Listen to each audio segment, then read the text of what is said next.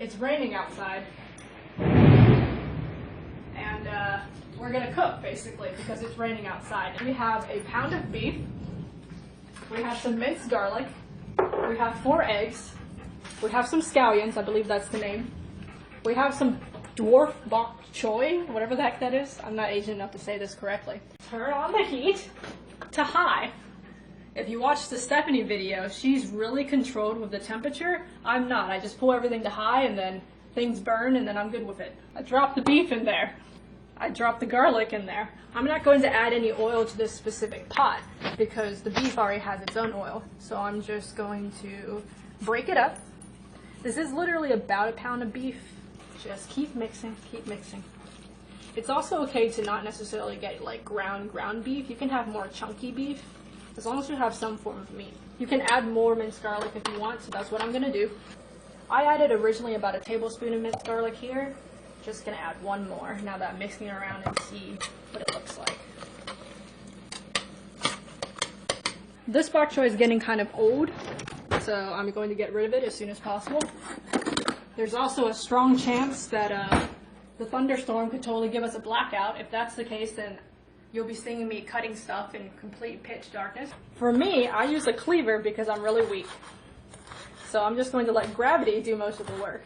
It also doesn't have to be extremely special cutting because I don't care. You're going to eat it anyways. So now we have this, and the beef has been cooking on really low for a bit. So now we're going to add it.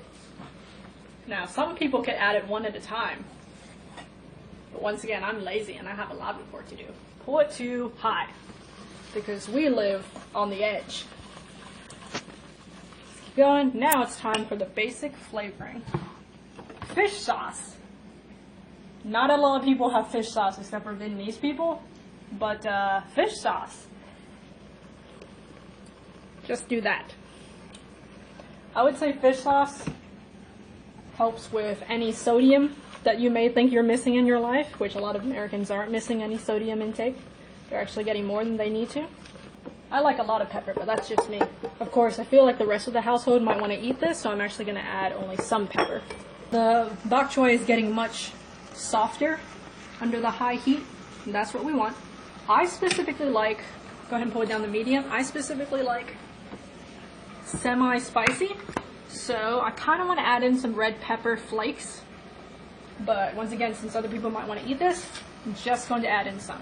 So any type of meat, any type of vegetable, any type of seasoning like salt and pepper, fish sauce and pepper, anything.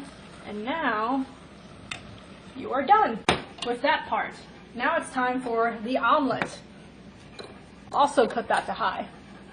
Get some vegetable oil. Coconut oil is edible. It's true. Now we're going to beat the eggs. I chose 4 eggs. Another key ingredient for making this omelet, fish sauce. Obviously, you guys can make your omelets any way you want. You don't have to choose fish sauce. So I'm going to add in 2 tablespoons of fish sauce, some pepper, and beat the eggs. I want a very flat omelet that I can pour things on and eat it as I go.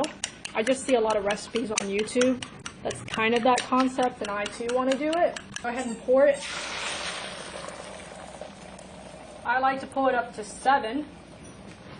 Now you could believe that I'm going to burn the omelet, but I won't because I'm a pro at making omelets. But just watch me burn this one.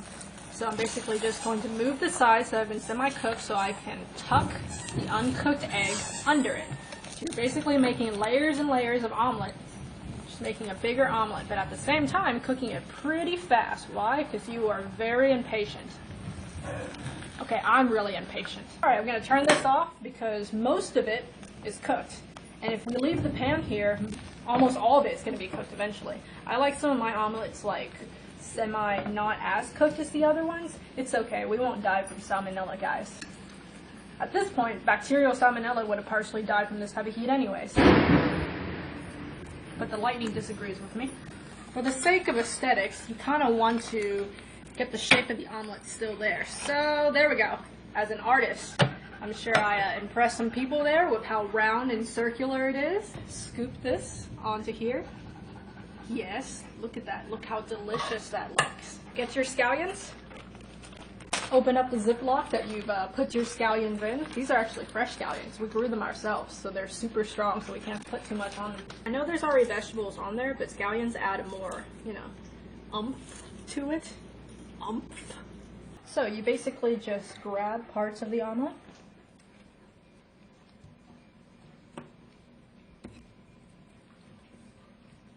And then just scoop it very unesthetically to yourself.